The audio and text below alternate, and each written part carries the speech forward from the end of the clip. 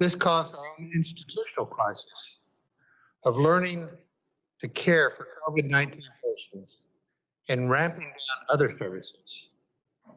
Our reduced operations had domino effects in our workforce, our financial position, and what next year will look like for us.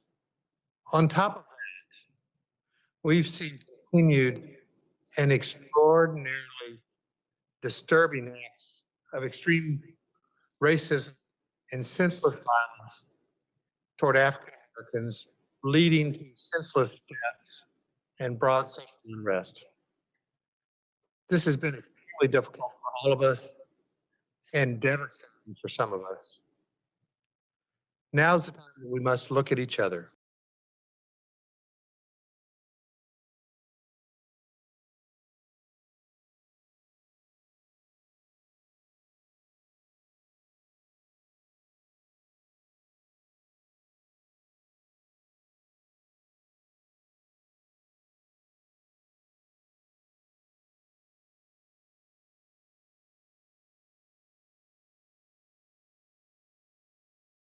Be so.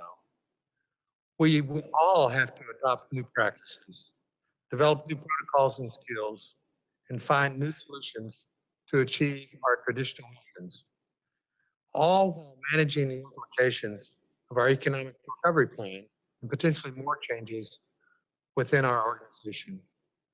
Clearly, we have many questions and uncertainties about this new normal, as there are many detailed pieces to this intricate puzzle that have yet to be defined. And for certain, we need to collaborate in new and different ways across all levels of the organization to find answers that work best. The second piece of the culture is more important, and that is how we respect each other. We always talk about our triple mission: clinical care, education, and research. We must add to this a fourth, equally important mission for Michigan medicine. We must achieve equality, opportunity, and respect for all people of color. We heard loud and clear at last week's town hall that equality does not exist. People are tired and angry and frustrated, and the climate must change. The storytelling is and was powerful. It carries our pain, our anger, our hope, and a vision for the future. We must continue sharing stories so the discussion remains relevant and a top priority for all of us. As a start, I urge all of you, all of us, if you're not already aware, to become educated and informed about systemic racism and racial inequalities, particularly in healthcare. I encourage you to become educated and informed about the difference between not being a racist and being anti-racist. We are committed to being anti-racist. We're committed to being anti-racist. We're committed to this, and as uncomfortable as it may be, we need to be well-versed in these issues so that we can have these uncomfortable conversations, but be intelligent. Discomfort is the point. And if we can't tolerate it in the short term, we'll never tolerate it in the long run. We won't make improvements unless we can discuss our pain points and the cause of that pain. I mentioned last week that David Brown and his team will be working with Michigan Medicine and all stakeholders to develop action plans that address the concerns of our community. You'll be hearing more about that, including a Juneteenth event next Friday that pays tribute to George Floyd and to all the others who have lost their lives due to racial injustice. Today, our leaders will be reflecting on and discussing some of the lessons learned in our experiences with crisis. As we look at the future, toward the future, I would ask that we all question ourselves about what have we learned from our personal experiences with crisis and how we can all improve, embrace these goals and missions that I've outlined today, and to mend this crisis and help redefine our culture and our future. Now I'll turn it over to Nancy May.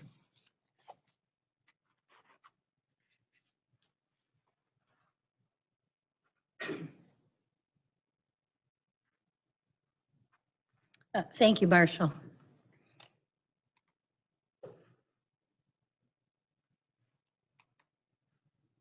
I'd like to talk a little bit about nursing accomplishments that we've been through with the COVID crisis. I can't tell you how proud I am of our nursing staff and all the work that they have done to take care of our patients during this challenging time. We learned a lot about ourselves as we went through this journey. What I do know is that when a crisis occurs, we rise. And it is really what nurses at Michigan do. We are a magnet organization, and these are hallmark elements of magnet organizations and how nurses practice. So I thank you from the bottom of my heart for all the work that you did to take care of patients in such a pristine way. I would also like to talk about our journey. Our first patient was admitted on March 10th. I think we were the first in the state to admit a COVID patient. And by March 15th, nursing was asked to come to the table and open a RICU. We were huddled on a Friday evening and talked about the plans to open the RICU, which was on a Sunday. It took a lot of effort on many people's part to open the RICU because it had to have a lot of coordination with facilities, pharmacy, supply chain, and then on top of finding staffing for the RICU. We put the call out and we had over 2,000 nurses, or not 2,000, 200 nurses volunteer to staff the unit. I love that I said 2,000 because I think we could have easily had 2,000. But immediately we had 200 people within a 48-hour period that signed up to work in the RICU. We also knew that we had to watch how our patients entered our organization. We had not really known a lot about COVID. And so even at that point, we asked people to mask when they came in the ED, but many people didn't even realize that they had symptoms that were of COVID. And so people would come into the organization, we thought they were free of COVID, but yet they had COVID symptoms as they came in and started presenting symptoms a short few hours later. We immediately had to think about how we could move our patients through the healthcare system by doing direct ED to floor transfer. So many process changes happened within the first week that we had opened the command center. In addition, we needed to keep people out of the hospital. So we had to open drive-through clinics for testing and swabbing.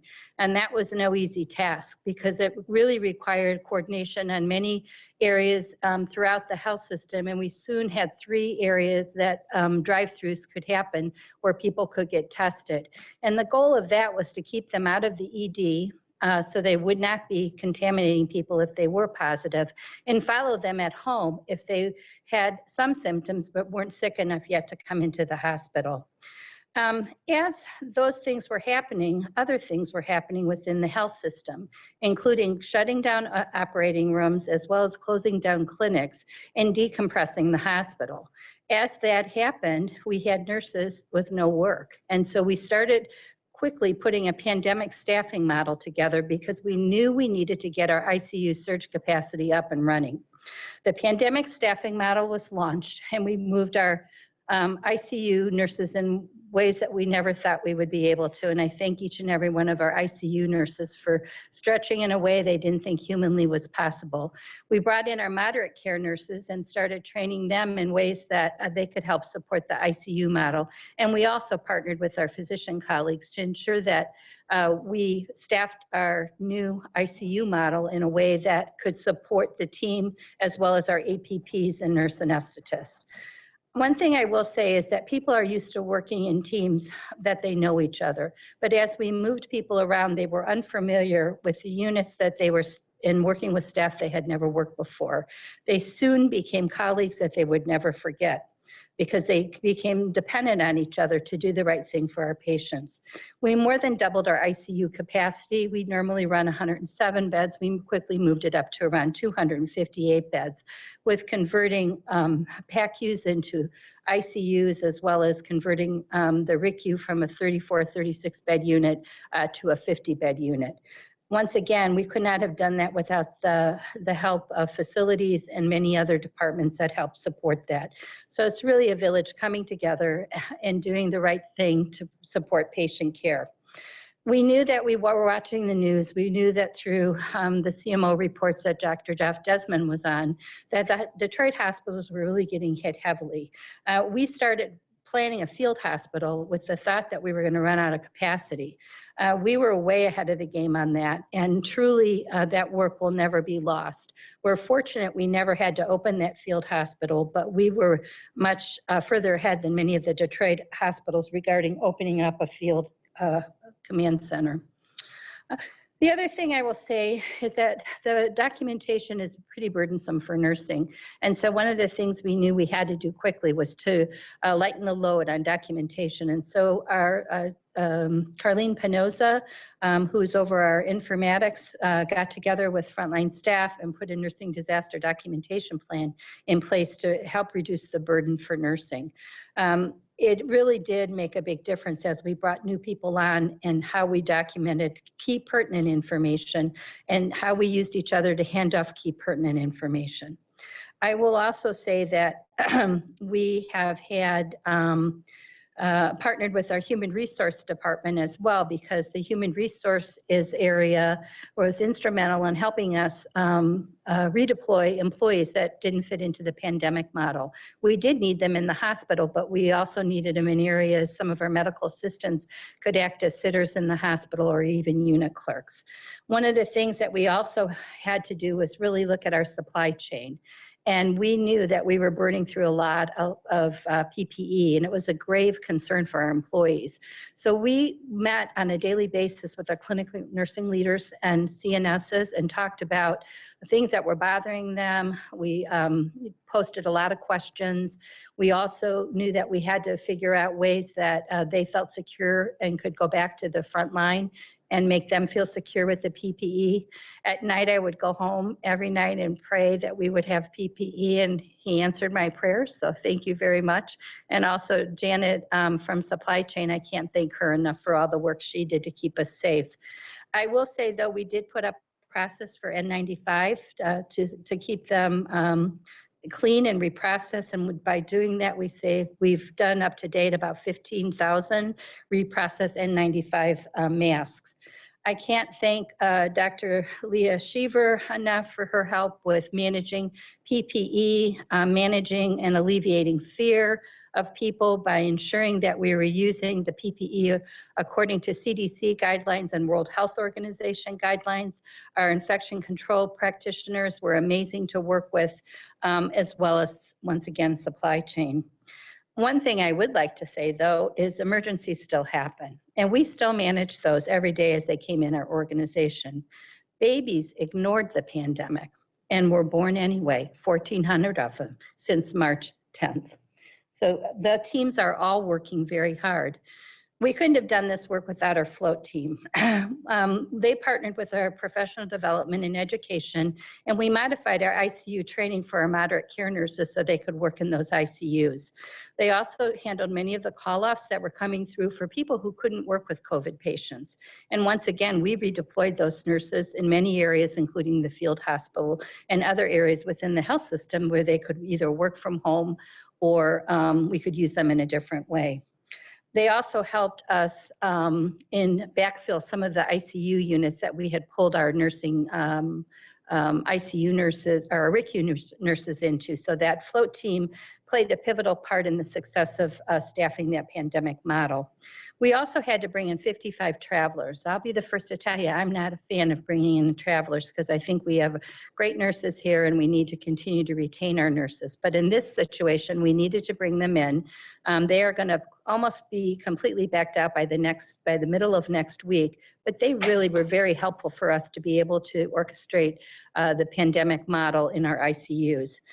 And so it really does take a village to move through this. Professional development and education had to put just-in-time training together. It was really important for us to make sure that staff felt very comfortable moving into space that they hadn't been in a while. They partnered with the clinical nurse specialists as well as our nurse educators on our units and put just-in-line training, online training, simulation training that we had available so that people would feel comfortable. One of the things that came out was donning and doffing of PPE, that people did not feel comfortable. So initially PD&E started the donning and doffing and later safety took that over. But prior to safety taking it over, we trained over 1,300 nurses in donning and doffing. staffing. I can't give that team enough credit either, because they were here long hours, day in and day out, to be able to support people feeling comfortable with it. And they're actually now have been deployed to some of the regional sites as they start opening up their areas. We put a modified critical care orientation, and 261 nurses attended that, and they came from 11 different units within the health system. We also tapped into some free learning modules through AACN, and over 2,600 nurses took those modules to feel comfortable taking care of a disease that we had never taken care of before, which was COVID-19. We also purchased some Lucas chest compression devices for CPR to keep our employees healthy, and they actually provided staffing for 208 nurses in that area. Ambulatory care, once again, many were redeployed, but the triage nurses played a huge part in keeping patients out of the hospital and the emergency room. They also got creative and started doing point-of-care testing for blood glucose and blood pressure monitoring. We have very sick patients with chronic disease, and many of our nurses stayed on and did chronic disease management and placed over 1,000 calls to our patients to keep them out of the hospital. In addition, we capitalized on MyChart and created touch points with our patients who had COVID positive testing but were feeling good enough to stay home. We know that on day 5 or 6, often people start to decompensate. And so we wanted to make sure that if we sent somebody home, that we monitored them. And so out of that 788 patients, there were over 9,000 touch points to those patients that started on April 15th. And in addition, there's been over 10,000 triage calls that have been manned for COVID-19 since March 15th from the medical group. Julie Juneau and Marianne Adamchuk were the 2 clinical nurse leaders that really were pivotal in the success of RICU. And I will say, I asked them what they were the proudest about, and this is what they told me: the nimbleness and agility to come together first as strangers and then as interdisciplinary teammates. The commitment to practice, the dedication to keep people safe, the determination that no patient die alone in isolation. That is pretty powerful. Positive energy as we battle this new disease using a new staffing model. Courage and bravery to join the RICU team and become warriors against COVID-19. I'm not sure how many of you have seen some of the videos that have been made, but they're pretty impressive and they'll bring tears to your eyes. So talk to a nurse and we'll show you a video. It will really inspire you. I will also say we had a lot of community support and outreach. We appreciate the donations of food that went to the units. The nurses were oftentimes very challenged just to get a break. Little did I know that we would be facing COVID, and our philanthropy area, we have worked with the development office to put a nursing campaign together, and we started that in November. Little did we know COVID was coming. We ended up running that Nurses Week and send out cards to patients, and we had over $78,000 that patients donated to nurses, and we will use that money for professional development. There's already a committee formed. Another award that we give out in nursing is called the DAISY Award. And the DAISY Award is written by patients and families who are impressed with the care of the nursing care that they receive. And I will tell you that we are amazed that this last quarter, we had 512 DAISY Award nominations. We normally get about 350 a year. So that committee has a lot of work to do to go through those nominations to pick the winners for the DAISY Award. So if you're one of those recipients that get it, it is really a special award for you this time. The other thing I'll tell you is that the work that Kathleen Roberts and Nicole Figueroa do to help support our staff was present during this COVID pandemic. The mental anguish, the moral distress that people had on whether or not they would be safe, on whether or not they would have PPE, whether or not they should go home was overwhelming. As we got better at this, some of those fears were alleviated, but Kathleen and Nicole provided that ongoing support, and you certainly can reach out to them again at any point. I would just like to end by saying a poem that a nurse sent me, and I will read it quickly because I know our time is limited. But I think it resonates with where we're at right now as a health system. And I'll start out, this came from a nurse that I had sent out some communication this week, and she sent it to me yesterday. What if 2020 isn't canceled? What if 2020 is the year we've been waiting for? A year so uncomfortable, so painful, so scary, so raw, that it finally forces us to grow. A year that screams so loud, finally awakening us from our ignorant slumber. A year we finally accept the need for change. Declare change, work for change, become the change. A year we finally band together instead of pushing each other further apart. 2020 isn't canceled, but rather the most important year of all. As I reflect on all that we have been through, all that we have accomplished during this past 3 months during a pandemic, I wonder what we could accomplish going forward with the same focus and common purpose without a pandemic. I'm grateful for my time with you today, and now I'd like to introduce our Chief Clinical Officer, Dr. David Miller. Thank you.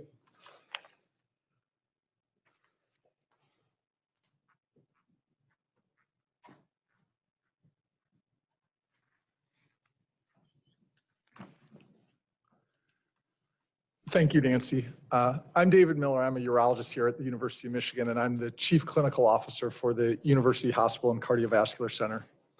I'm pleased to be here this afternoon representing Dr. David Spollinger, President of the University of Michigan Health System, and Jeff Desmond, Chief Medical Officer for University of Michigan Health System and Director of the COVID-19 Command Center. Now that we're close to closing the Command Center, Dr. Spollinger asked if I could share with you today perspectives on our response to the pandemic, while at the same time expressing both great pride and extending great gratitude to all members of Michigan Medicine who not only responded to the call during the crisis, but in so doing exemplified the best of what we are at Michigan Medicine. Before we talk about our accomplishments, it's important to recognize that the COVID-19 pandemic is far from over. Globally, there remain areas with an increasing number of cases, and there are now more than 7 million cases that have been diagnosed across the world and close to 410,000 patients who've died from COVID-19. Likewise, in the United States, there remain some areas with increasing number of cases as stay-at-home restrictions are lifted. Currently, there are nearly 2 million patients who've been diagnosed with COVID-19 and more than 110,000 patients who've died as a consequence of the virus. While many of us are pleased to have restrictions being lifted in the state of Michigan, we must remain vigilant about social distancing, masks, and hand hygiene. So what are the current circumstances here at University of Michigan? As of this morning, there were 13 adult patients in the hospital with COVID and 1 pediatric patient.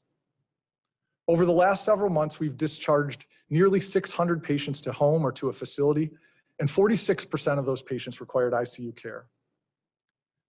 34% of our 760 hospitalized patients were transferred from another facility, and 60% of transfer patients required to stay in our ICU.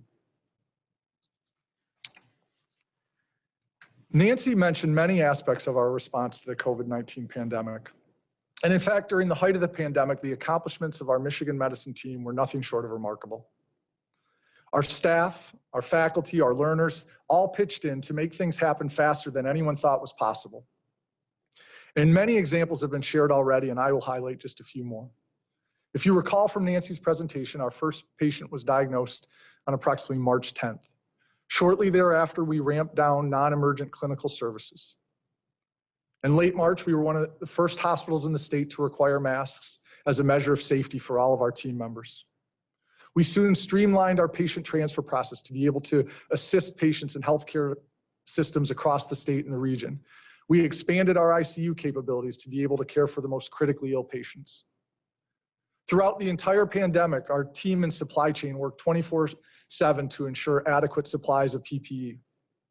Our safety team worked to undertake N95 fit testing nearly 24 hours a day, 7 days a week. We expanded our testing capacity, as I'll show in a future slide, to be able to test both our patients and our team members. And along the way, we innovated. We developed N95 mask reprocessing protocols. With testing supplies in shortage, we developed 3D printed swabs and made viral transport media to ensure adequate availability of tests. Making a lot of this possible was actually the hospital command center.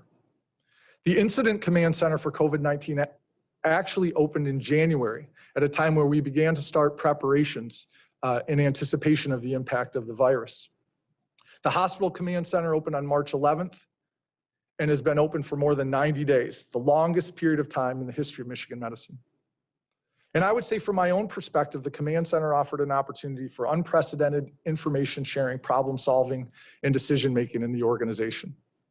We hope to carry many of the lessons learned forward as we continue toward our new normal operations.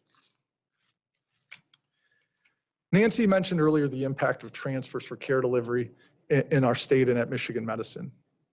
And really, this was an unprecedented effort to support and collaborate with other health systems to meet the needs of patients in our communities. As illustrated in this figure, over about a 7 to 8 week period, we accepted more than 800 patients in transfer for both COVID and non-COVID conditions. Nearly 400 patients were patients with COVID, and many of these patients, as I mentioned earlier, were critically ill and transferred to our ICUs. In many circumstances, this offered patients the ability to receive truly life-saving care. To do this, we had what I would describe as massive changes in our operations. We talked about the expanded ICU capacity, and through a variety of interventions requiring teamwork across the board, we were able to increase our capacity from 107 to 267 ICU beds and 64 moderate care beds, creating capability for Michigan Medicine to care for the most critically ill patients at a time of great need. We also rapidly expanded testing in our health system. As you can see all the way to the left side of this figure, early on in the pandemic, all testing was done through the state. There was limited availability, and we had to ask many patients to manage symptoms at home without a test. However, quickly working with leadership in laboratory medicine, the development of testing capacity here at Michigan Medicine allowed a massive expansion of testing to both patients and to team members over the course of the next 2 to 3 months. Ultimately, for our team members, 3,262 patients were tested with 333 positive tests. 22 employees of the University of Michigan have been hospitalized during the pandemic. So if these are the details of the care we provided over the last several months, where do we go from here? What will continue? Many of the changes that we all experience every day as we walk into the health system will persist for the foreseeable future with the intention of keeping all of our patients, all of our team members safe and limiting transmission in our communities. Mask use will continue. We will continue to maintain a visitor policy while at the same time listening to our patients and our team members about ways we can improve that over time. Social distancing will remain important both in the inpatient and ambulatory setting, and we've heard stories of the remarkable growth of virtual care during the course of the pandemic. This will persist after the pandemic. I mentioned the importance of the Hospital Command Center for information sharing and problem solving, and we intend to incorporate the most positive aspects of the Command Center work into our daily huddles and our daily work. Nancy referred to many lessons learned, and I think it is incredibly important to consider these and what we've learned and what we can do moving forward based on those lessons. I'll share a few here. First, I think more than anything, we learned about the possibility and the impact of extraordinary teamwork in our organization. And I'll just say that this happens in big ways and it happens in little ways. In big ways, thinking about the implications of opening the RICU, a new unit with new staffing, caring for the most critically ill patients. Opened in a period of a week, it remained open for more than 2 months and cared for more than 200 patients. Really an extraordinary accomplishment at a large scale. But this teamwork also happened at the bedside in the care of individual patients. As I rounded during the pandemic, I saw on countless occasions colleagues grabbing supplies for team members who were already in a room to make sure that there was less movement in and out of the room to ensure safety and preservation of PPE. Other colleagues calling families on the behalf of team members to offer an update on their loved ones and words of support. I think this teamwork represented Michigan medicine at its best. I mentioned the impact of the command center and its capacity for information sharing and organizational problem solving. The lessons we learned there will be sustained moving forward through our huddle systems. We developed improved systems for patient transfers that allowed us to accept hundreds of transfers, as I illustrated previously. But it also created new systems allowing us for the first time to directly accept transfer patients from the emergency department to our inpatient units. We will preserve these mechanisms over time as well. Finally, we developed stronger partnerships with other health systems. For instance, with St. Joe Mercy Chelsea, we were able to transfer patients from our emergency department who were in need of lower acuity emergency surgery to receive care at Chelsea, where some of those services were easily available at different points in time during the pandemic. In addition, we were able to partner with Chelsea to transfer some patients with COVID to receive inpatient care when our capacity was at its highest levels. So all of these are important lessons learned and accomplishments from the pandemic. I think it's also important to acknowledge what we've learned from the pandemic that we can improve upon moving forward. We've done a great job in managing the pandemic, but there are imperfections and there are opportunities to learn and to get better. First, I think we all acknowledge the importance of optimizing resource availability. Moving forward, we have to be prepared with testing and personal protective equipment and staffing models in case there's a recurrence of the pandemic, and that work is already underway. We also have learned a lot about the reduction in non-COVID clinical services. At the outset of the pandemic, we greatly reduced these services, but what we've learned in the ramp up is that we can predict how many beds we might need, for instance, to be able to continue to provide time-sensitive surgical procedures for many patients without COVID and still have enough capacity to take care of the patients with COVID. So in the future, perhaps we won't have to reduce clinical activity as much, preserving access to patients with conditions other than COVID, creating the ability to continue our missions of clinical care, education, and research to a greater degree while at the same time meeting the needs of patients with COVID. I think we've also learned a lot about communication in our organization. My sense is that the town halls and the daily emails have been extremely effective mechanisms for communication. But I think we've also learned that we need some additional better measures of formal communication throughout the organization in circumstances where information is changing quickly. And we need reliable ways to disseminate that through the organization all the way to our colleagues who are providing care on the front line. This is a significant opportunity for us moving forward, and we look forward to working on this. Finally, it's essential to acknowledge that the pandemic exposed once again persistent and unacceptable health disparities with its disproportionate impact on African Americans. Moving forward, it is our responsibility to ensure that clinical and operational decisions are informed by their impact on reducing disparities and creating an increasingly just and equitable organization. So moving forward, we must remain prepared. We've articulated principles for caring for patients after the pandemic. That patient and employee safety are paramount, that we will maintain access for both patients with COVID, including surge capacity, while at the same time increasing access for patients with other conditions. And we will remain committed to citizens of the state of Michigan to meet the needs of their care whenever and wherever possible. We've started to increase activity for patients without COVID, and this slide simply illustrates the number of operative cases in the adult and pediatric hospitals during the second half of April and the beginning of May.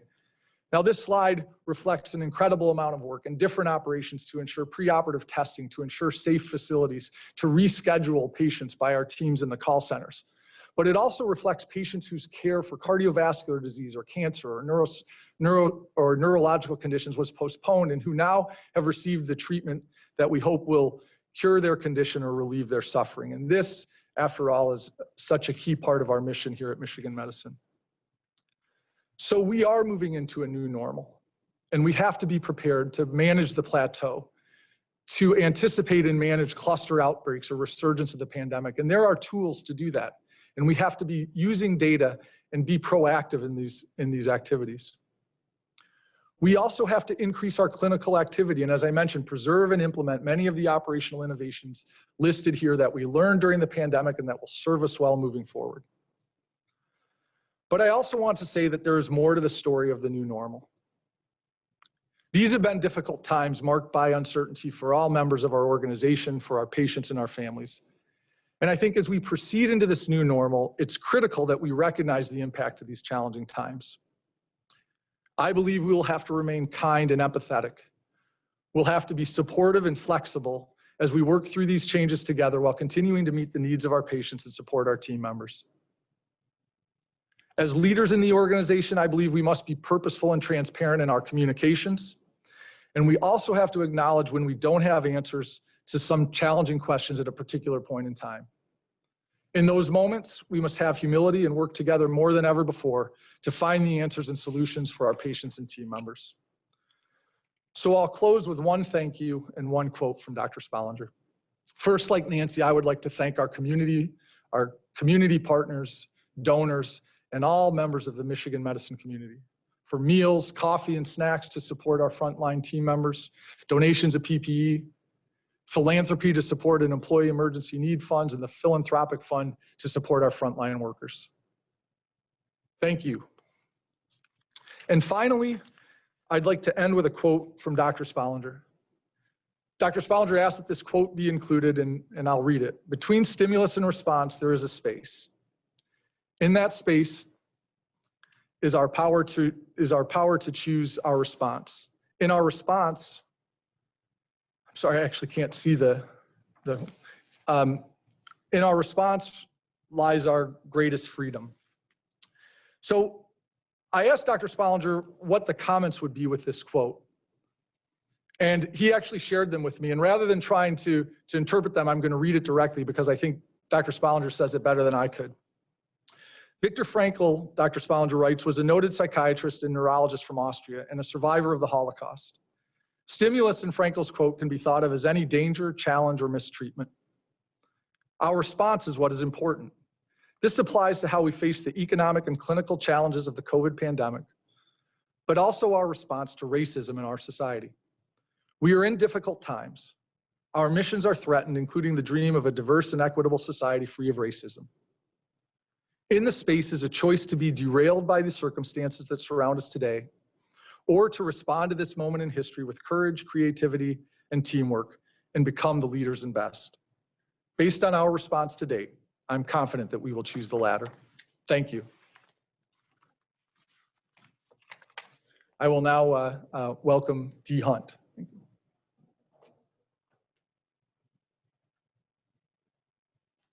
Thank you, Dr. Miller, and thank you, Dr. Spollinger, for that quote and explanation. Let me just start by saying that Michigan Medicine has made it a commitment to live our values in good time and in challenging times. And I think we all agree that it's been some challenging times lately. As we look to implement actions that will assist in restoring economic balance back to Michigan Medicine, we need to make sure that these steps are consistent with who we are and what we believe. So while we are initiating furloughs and reductions, our approach will be doing so with respect, fairness, consistent with our values. To support us in this journey, I will be sharing some information that talks about some of our key areas that HR has partnered with and identified as we go through this transitional work. And just remember, we'll be doing this as we live our values. Teamwork, that you heard a lot about by Dr. Miller. Caring, that you heard from Nancy May. Innovation is something that we're known for, but with integrity is so important.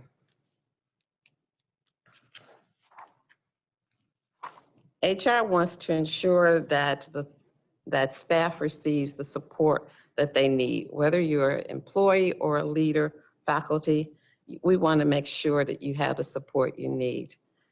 Let's not think that this doesn't include the executive team, because it does. We need similar support.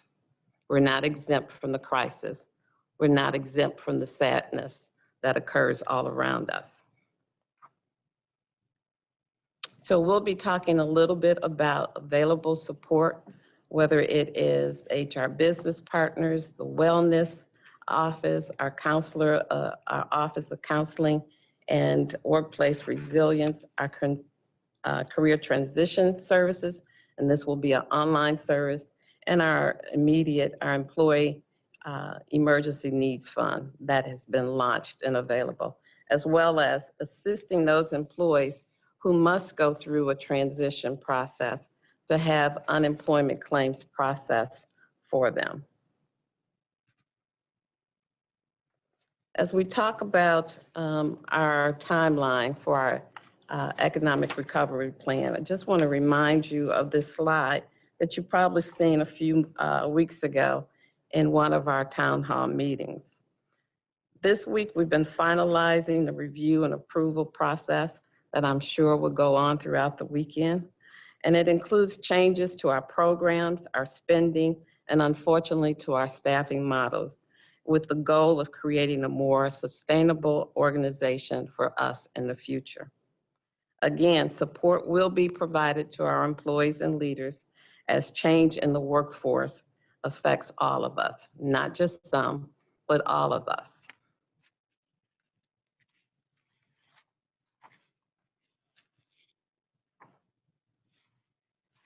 HR has established resources to provide mental and emotional support, as well as career transition support teams. Our internal teams are ready and available to assist you. And I know we have been doing some of that already from Kathleen Robinson's team. The Office of Counseling and Workforce Resilience is only a phone call away. Regardless if you're calling with regards to discuss the COVID-19 impact on you and your family, or if you're calling to talk about the civil injustice we have seen played out over and over again on the news and in our communities. The online HR resource is being established to house resume building tutorials, LinkedIn Learning that's been available to us all, a resource of libraries there, interviewing tips, networking and mentoring opportunities, and other offerings that will sharpen your skills. You can all take advantage of this, whether you're transitioning or you're looking for career opportunities. All of these things are available to our employees. We're also working towards offering a personalized service and instructor-led educational offering, including resume review and writing, interviewing, and individual transitional support systems.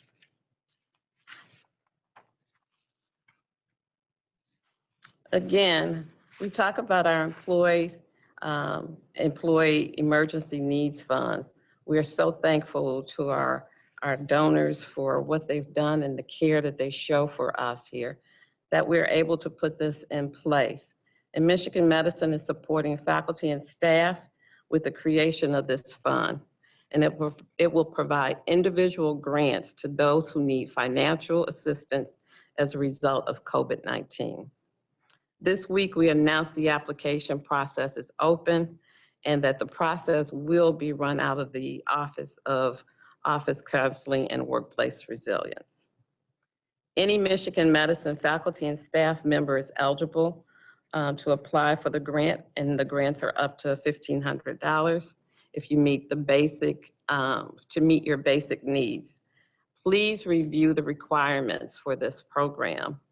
And you can also make sure that you can apply online. The online application is available for you, and it can be found on our Headlines website.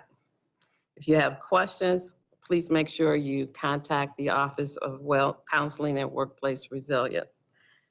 Thank you for all that you do, all that you've done. As we move forward together, we want to just make sure that we can take care of our own. So HR is here for you.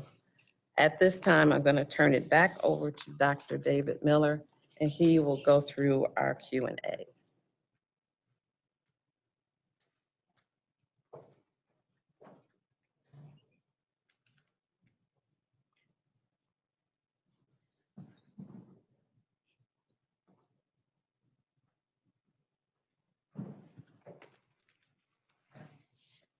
Thank you, Dee. Actually, at this time, we've not received any questions. But if you do have questions, please submit them and we will follow up with written responses next week. So thank you very much.